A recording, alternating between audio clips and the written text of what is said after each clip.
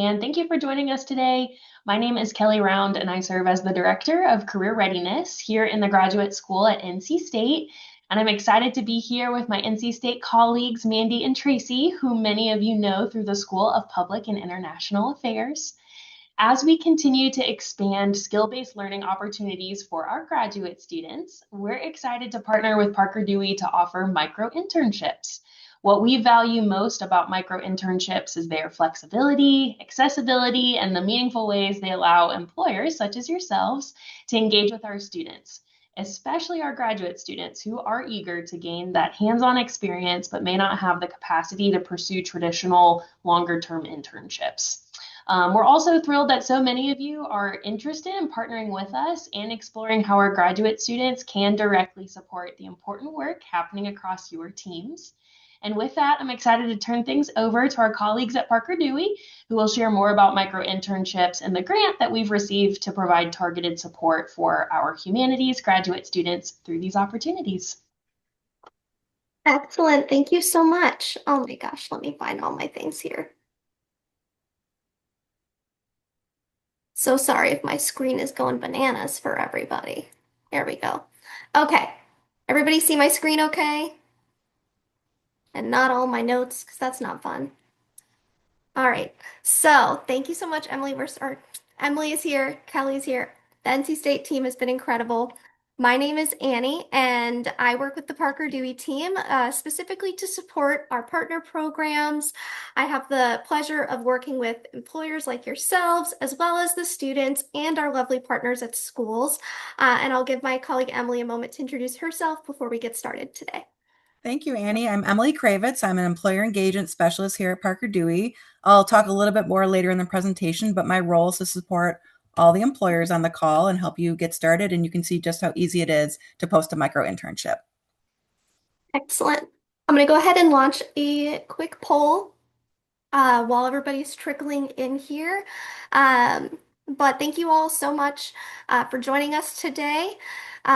This session is very much focused on employers like yourselves, as well as helping you to make hiring decisions, get support for your organization, and really get some great hands-on insights into these wonderful students at NC State, the skills that they can bring to the table, and how they can support you all.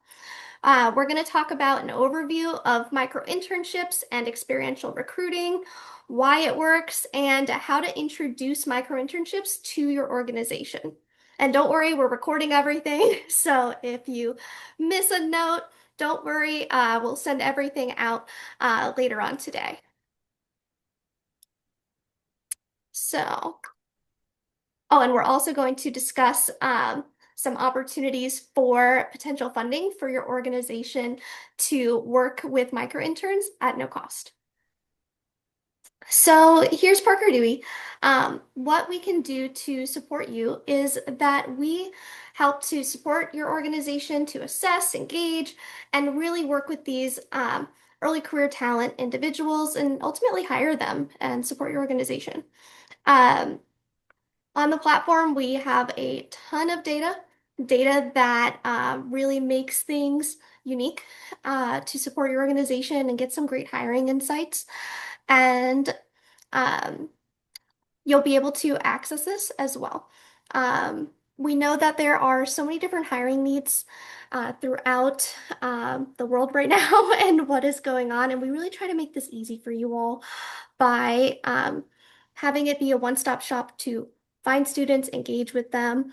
And we've been doing this for about a decade now, so we feel like we've really honed in on the process, and you're able to engage students in these short-term opportunities, assess the talent, and again, really help to make the hiring process smoother and more fruitful at the end of the day. Because again, when you're just talking with somebody, you can't necessarily assess their skills, but when you have some tangible work that they've done for your organization, it's really a game changer.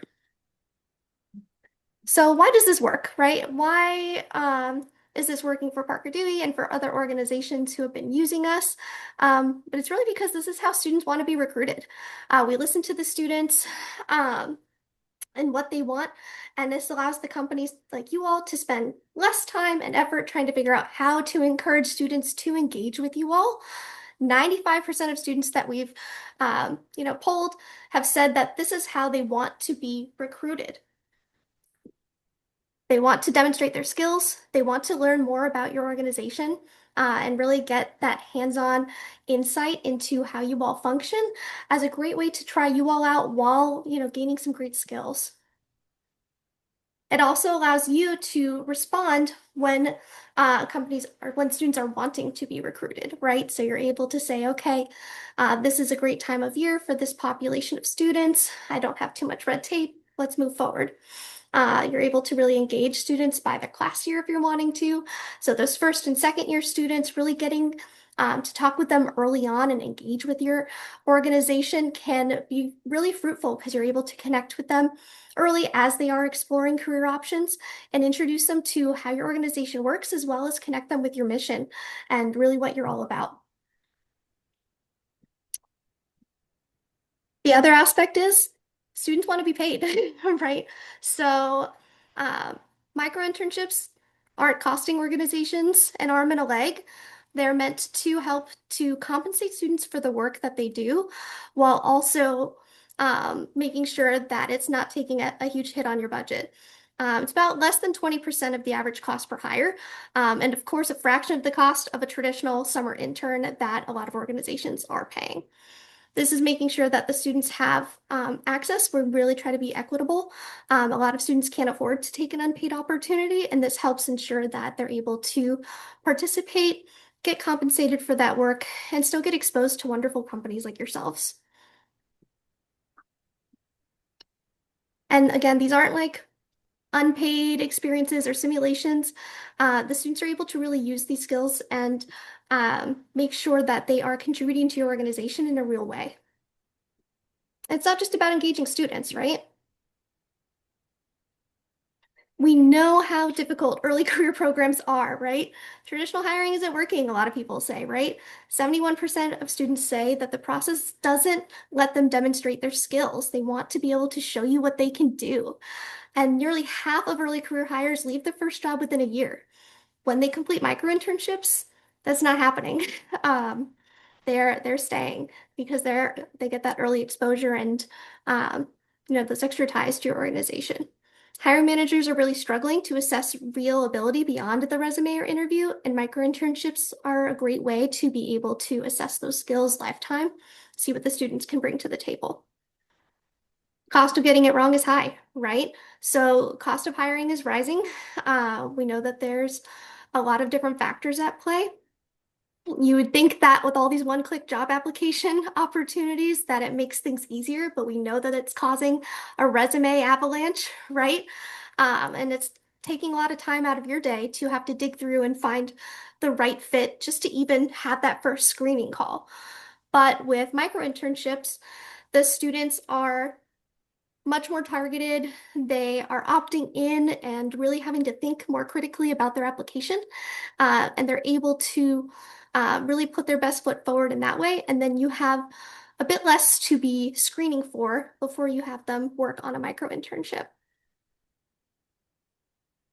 We also see that reneges are increasing, right? So a lot of students will say yes to one of those early opportunities, but then they see something else shiny, grass is greener, right?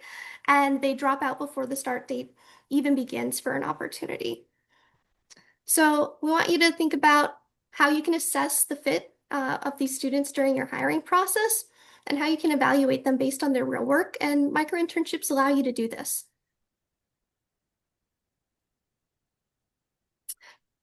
So, what all of this means for you with career fairs and driving interest, you're able to see a lot of information. As I shared earlier on, we're not only a platform to connect you with students, we also provide you with a lot of information about your candidate pool when they're applying to you all. You're able to reach students that are aligned with your goals, including those that you might not have otherwise met. Maybe you haven't gotten a chance to, connect with these students on campus. Maybe you didn't get to make it there this year, or again, a student who would have been a great fit for you happened to have a class when you were holding an info session, but they see your opportunity on Parker Dewey and you're able to connect with them in that way. You're able to gain insights and skills even before you interview any of these candidates. You can keep them engaged after those on-campus events. So the ones that you do get to meet when you're having an on-campus event, meeting them at a career fair or an info session, you can connect with them and say, hey, we've got an opportunity here. Why don't you go ahead and apply and we'll see if we can connect further. And again, gain a competitive advantage, right? In making the right hire. You're getting to see what they're able to bring to the table, apply their skills to real projects that you have, and go ahead to really see what it is that they are doing, not just based off what they say on a resume, but what they're able to produce. Here's some brief insights into all of the different skills within our um, candidate insight features, assessing the skills and the fit for students throughout the opportunity. And again, reaching all of these candidates through all of the noise that is thrown into the hiring process, all of the different aspects that you're already doing helps to really streamline the process. So the experiential recruiting approach is time tested, right? We all know that when we do something hands-on, we're more engaged and more likely to persist in an opportunity. And we go ahead and call these micro-internships. We have these project-based opportunities where we take the paperwork and hassle friction out of the way for hiring managers, for HR teams, everybody involved, so that you and the students can move forward in the opportunity more seamlessly. These are short-term opportunities, usually between 10 and 40 hours worth of work for the student to do. So that's where we differ a bit from something that you would consider a traditional internship, where you think in maybe weeks, months, semesters. We're really thinking about that project-based opportunity and how long it would take the student to, work on a grant for your organization, to assess some data that you have and evaluate it and create some visuals that you might need. Micro-internships are also very convenient in that they can be posted whenever works for your organization, whenever you have a need to hire, whenever you have a bit too much on your plate and you would like a student to take care of things for you. They're posted daily. A lot of students will say, when can I expect to see a project? I'm like, log in, check it out, see what looks interesting for you today, because organizations are posting and kicking off projects pretty much every day of the year. It's hard for you to find a day that that's not happening. Um, these are also all paid opportunities, as I mentioned earlier, but really not meant to be a hindrance to your budget, right? So between $200 and $400 and $600 per project to pay the student for their time really goes a long way. And these are professional opportunities in that these are projects that you would typically assign to a traditional intern or a new hire, because again, you want to be able to assess the skills that they've contributed to the project, but also have it be some real work that you need done, not just, some sort of trial kind of project. So we have some examples here. I'm going to kind of flip through them, but again, all this is going to be sent out to you. This really just shows you a bit more on how to convert what you would consider an entry-level role or a traditional internship, and that we can parse that out into different project ideas and micro-internships. Because a lot of people, again, this is a new concept. You're like, but I usually have an intern, or I've never had an intern. What can these students do, right? And that's where we're here to help assist and say, well, what's a typical role at your organization? And we can help you come up with some ideas that would be fruitful for you, make sense for assessing the student for the role, and be able to help you move forward more easily. Just a couple more of these again for everybody to go through. And I will let Emily go ahead and talk a little bit more about the process and experiential recruiting here at Parker Dewey. Thanks, Annie. And for those of you that may have joined the call a minute or two late, I'm Emily Kravitz, along with Annie, and I support employer engagement. So for those of you that are on the call and are interested in exploring micro internships for your organization, you can definitely feel free to touch base with me with questions or how do I get started? It's super easy. I was on a call earlier today and one of the employers said, how long does it take to get started? And the answer is literally minutes. It's a very easy process, and we'll kind of talk a little bit more about that. So later in the presentation, I have a link to my calendar to connect so that if you have further questions, you know where to find me. But this is experiential learning. So we call this the intersection of skills-based hiring and employer branding. And really, it's helping organizations cut through the noise. So you want to find candidates that are aligned to your goals, and you want to get those insights on skills to help improve decision making. So not just should you hire them or not hire them, but also those earlier stage decisions that kind of just rely on like GPA or year in school. So you maybe go to an event and you're getting a bunch of resumes that all look the same. This kind of helps you cut through some of that. And in this economic environment where it's never a dull moment, we also give you the data to not only support your work, but also really highlight it and showcase it and make a case to leadership in your organization as well. So how do we do this? Nanny, I'll have you advance for me if you don't mind. Thanks. So to the skills-based hiring, this is skills-based hiring in action. So you can kind of see it right here. Every step of the way, you're getting insight on skills from us, not just the technical skills, but also those core skills that make a difference. It's not a new step. We're not asking you to implement an additional assessment or anything like that, or add anything to your interview process. It's built right into the process. So unlike those one-click applications that Annie mentioned before, you're now getting a preview of grit and level of interest. They're taking the time to fill out the application, they're answering the questions that you're putting forward. So you're seeing their efforts from the very beginning. Unlike a brief 15-minute phone screen, you're also seeing communication when they complete the process. So you're getting to know them throughout the project itself. And unlike an interview, you're seeing problem solving and professionalism from actual work instead of them kind of answering that same list of questions that you tend to ask early talent. So this kind of leads me to the next topic, and why does this work and why are students willing to do this? So this really we're showing you here what this really means for you. So you'll be able to reach students that are aligned to your goals, especially those who you may not have met otherwise. I was talking to another employer earlier in the week, and they're located in Florida, and as we were kind of talking through the process, they were like, wait, there's students at Stanford that are in this very specific program that we'd really like to target. And they hadn't really thought of that as part of their recruiting strategy. And because a lot of our micro-internships are remote, you can access students locally here. And then as you expand to other locations, there's other opportunities as well. You'll be able to gain insights to skills even before the interviews. You'll be able to keep your candidates engaged after on-campus events. So you have a lineup of students and you write some of their names down and never hear from them again. So this is a great opportunity to offer a micro-internship to some of the students that you really liked to start to see those skills in action. And then finally, you can gain a competitive edge over some of your competition and really making the right hires. So I'll give you an example of some of this in action. So this was an organization, a very large, well-known healthcare organization. They had two key challenges. First and foremost was the competition for allied health roles, just competing against a lot of other organizations in the market. And the second was trying to drive interest from students that are not necessarily thinking about healthcare as an industry. So maybe going after business students, but those students are kind of thinking traditional, going to work for a bank or a financial institution and not thinking about healthcare as a great opportunity. So before visiting campus for their fall recruiting activities, they actually posted some micro-internships. They posted both allied health opportunities, but also those tied to some business needs like HR and accounting and similar. And so here's what happened.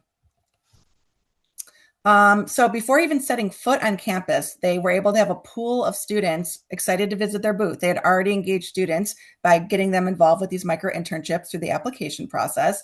And they found that it wasn't just allied health students. They were now getting interest from students from some of those other kind of business areas. These projects also provided a differentiator to them, not just at the booth, but kind of during some of the other interactions with students and faculty on campus. And instead of just having to rehash what a student could already read on their website, or just getting that same pitch from the student over and over, they were able to have a discussion on the actual real work that the student had completed for them. They were also able to get insight from these students up front, so they could make sure to focus on certain students and also have real insight on their skills before meeting them, which is pretty incredible. And while this was focused on the before the campus visit, the same playbook works even if you can't travel to campus. So what about after the event? So I'm sure you have opportunities where you meet students at some sort of event or networking session and they express interest, but what do you do if you're not able to go on campus, and how do you keep them warm? And so, what about when you have those freshmen and sophomores that reach out to you, but you're really only able to hire juniors and seniors at this point? So in both cases, we know that like those traditional generic email outreaches aren't really working anymore, and students don't necessarily have the time or interest in like yet another kind of online session. And so here's another example of a global medical device company that we were working with, and they had very limited campus recruiting efforts. They were focused specifically on filling a need for their high volume sales roles, which are not easy. Those are tough to fill. They also had some additional challenging factors in that they were looking for students from a certain geographical tie, who also had a background in mechanical engineering and were also student athletes. So a lot of factors in place. And so when those students showed up, they were hot and they didn't want to lose them. So we worked with them to create what we call auditions. So they had business development auditions. These were in the form of micro internship projects. And we crafted these to both keep the student engaged, but also to help hiring managers assess their skills. It's not easy to hire entry-level sales talent. And so this was a great way to kind of assess that upfront. Okay, so then after the event, the students were invited to participate. And so here's what their results looked like. Not only was it a success with the traditional metrics like email open rates and click-throughs and actual participation in their events, but it was a huge improvement in some of those metrics that really matter. So beyond keeping the students engaged, they were able to really quickly determine after just a few hours of work who would be the best fit based on the product, the deliverable that they turned in. And so now the recruiters were able to focus on those candidates specifically. We got really great results out of this opportunity. For that particular class of business development reps, 100% were still at the company over a year and a half later, which is really unusual. Actually, one of them won the Employee of the Year award. So that was really cool. And when we think about traditional entry-level sales jobs, first-year attrition rates are something like 50% in general. But when you're looking at sales, it's really more like 70 to 80% attrition. So this was a huge success. And then the hiring managers are really happy. So beyond that, they didn't have to waste their time, and so to speak, interviewing candidates that weren't going to be a good fit. And then those that they did hire, they had confidence that we can kind of keep talking about in the next example. Okay, so this is, I think, my final example, and this is a national fitness chain. They had really strong brand recognition for the franchise, like on the ground level, but they were having challenges getting prospective candidates to think about them for corporate opportunities. And so they had stacks of resumes, and it was really hard to kind of filter through the right candidates for their corporate opportunities. And so what they did was have managers share some small tasks that they wanted to get off their plate. So I'm sure all of us on this call have those, like a to-do list going. I'm actually looking at mine in my office right here. And if I could only have somebody help me out to take that small project off my list and get it done faster than I have the time to do, that would be really helpful. And so that's how this organization approached working with Parker Dewey.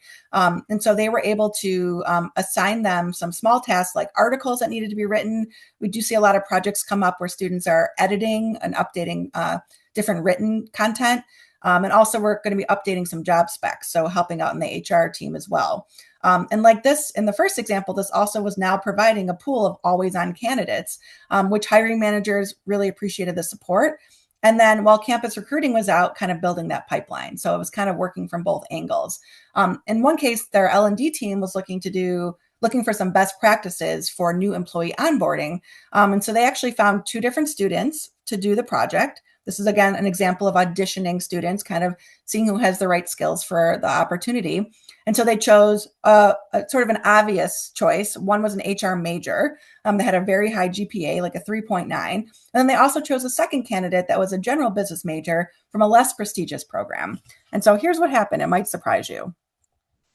So both students did the project, and maybe you can see where I'm going with this, but the HR student actually turned in a deliverable that had some typos, some grammatical errors, things that would have been tough for them to suss out during a traditional phone screen interview. The other student, who was not the HR major, they demonstrated that they had not only the technical skills, but also problem solving, communication, empathy, and really just looking at this deliverable here, you can see that the student clearly could understand what the hiring manager was looking for. And so fast forwarding to the results of this situation, that second student was the one that got hired for the for the summer internship, and then was able to transition to a full-time job. And this employer shared with us that this is probably not even a candidate that they would have even considered interviewing just based simply on their resume. So it allows you to kind of get access to students that you maybe wouldn't have thought of before. Last example is about data. So I'm sorry, I lied. I thought we were at the end, but we have one more. And so whether or not you can be on campus or not, this is a global Fortune 500 water technology company. And so they had a limited campus recruiting support. So they weren't on campus very much. They weren't really building their brand. And so they were focusing on key strategic goals. For example, their headquarters was in DC, but they were growing their space in other locations. And so they focus on communities and initiatives like gender equity and STEM. So very specific. And so like the other examples, we crafted a project that aligned to those roles and locations. And so what was different here, though, is that this company also engaged its employee resource group. So here's what happened here. First, they were able to reach the right candidates, not just from their headquarters in DC, but from students with ties to others like Rockford, Texas, and Holland, Michigan. So really getting out of that DC area. They were able to defend the cost to senior leadership, and they were allowed to share the cost per school. So as I mentioned, this started with their employee resource group. So not a traditional place where you would think, and they were able to see immediate results. And so some existing employees were happy as they saw that this was a real opportunity and not just like we need somebody who can show up at an event. So it was a really successful. And what was kind of a great benefit too is by having this group of employees kind of participate in this process, now some of their colleagues in other departments were starting to see the success and wanted to chime in and try a new opportunity as well. So it kind of helped kind of spread the word, if you will, among the organization. And so as a result, this micro-internship program really scaled across the company. And actually, some of the departments wound up paying for this out of their own budgets. So where I'll leave you before I transition back to Annie is just looking at some of the numbers here. It's pretty clear to see the impact of micro-internships. And again, we will share these slides with you so that you'll be able to share this hopefully with your leadership as well. So I will turn it back over to Annie. And sorry to everybody that doesn't get to benefit, but this is my favorite slide because programs are my jam. NC State actually has some funding to share with some nonprofits who are eligible to work with students from the School of Public and International Affairs to support your nonprofit organization. So that it would be at no cost to these eligible organizations. Be able to reach out to these students if you have recruiting goals, get some help with some short-term opportunities like we mentioned as well, and really engage them in complementing with your current campus recruiting strategies, and of course, gain those new perspectives and the skills that can really contribute to your organization's mission. You might be asking, well, I'm a nonprofit, how can I participate?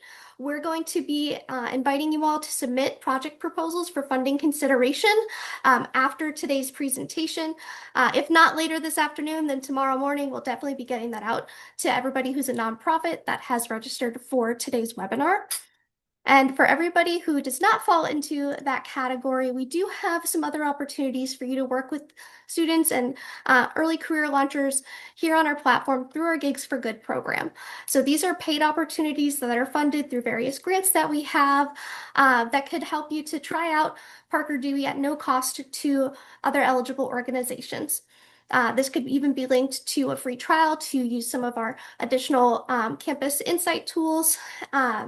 And again, really help to support your organization and solving any challenges that you have, especially around equitable early career pathways, hiring, and of course, making sure that you're able to stretch that experiential learning budget and really make sure that you're supporting as many students as possible in your efforts, as well as really getting to see a variety of candidates. And again, you're able to see students who might not have otherwise had access to these opportunities. These funded programs, again, I know we're hitting our 30-minute mark, so I want to kind of fly through some of these last ones. And of course, everybody will be getting these opportunities. The cats are flying around too, so sorry for my background there. But again, you're able to continue to get a great pool of high-quality candidates and get some additional support and consultation from our team. Wanted to show you all a bit more about the platform and how to post a micro-internship. We really try to make it easy. 3 steps. Post your project, pick who you want, the work gets done. It sounds too simple to work, but that's what it is. We really try to make it simple. Our CEO is Jeffrey. He likes to say everything is Jeff-proof on the platform, and it really is. We've got these templates to help make it easy. Provide you with some guidelines for posting the project, getting a description ready, and some additional guidance in really coming up with those project ideas. Like I mentioned earlier, converting a traditional role into a project-based micro-internship. We're here to support you in doing that and creating your own projects on the platform. This is a bit more on what the tool looks like when you're actually selecting the students, seeing the candidates' applications, and what they have used on their profile. Again, this isn't a one-click and I'm going to apply for 20 different things. They have to actively answer questions that you put on the application, as well as fill out their profile with complementing experiences, their resume, portfolios, all of that you'll have access to. And then again, what do you have to do? How much time is this going to be for me to, help host one of these students? I encourage you to have a kickoff conversation, either with you or with a member of your team who will be supervising the student. Again, 15-minute kickoff call to make sure that they have everything they need to be successful. We're here to support you along the way. If you have logistical questions or is this something that my micro intern can do, we're always happy to assist there. And then when it's done, we encourage you to give them feedback, right? So this is a learning opportunity for them to understand where they hit the mark or potentially miss the mark, and continue to be able to grow in their own professional development. And maybe you even see that month over month with having them work on additional projects with you. We love to see when that happens as well. And again, connect with these emerging talent, these wonderful professionals, see their skills, and not have it tied too much into your already busy schedule. If you would like to continue to connect with our team, we've linked Emily's calendar below here, so feel free if you'd like to use the QR code, or again, everyone will be emailed the presentation later. And again, went over a few minutes, I want to be cognizant of time, but if anybody has questions, I will go ahead and stop all the screen sharing and all of the things now, and the recording. Thank you for joining us.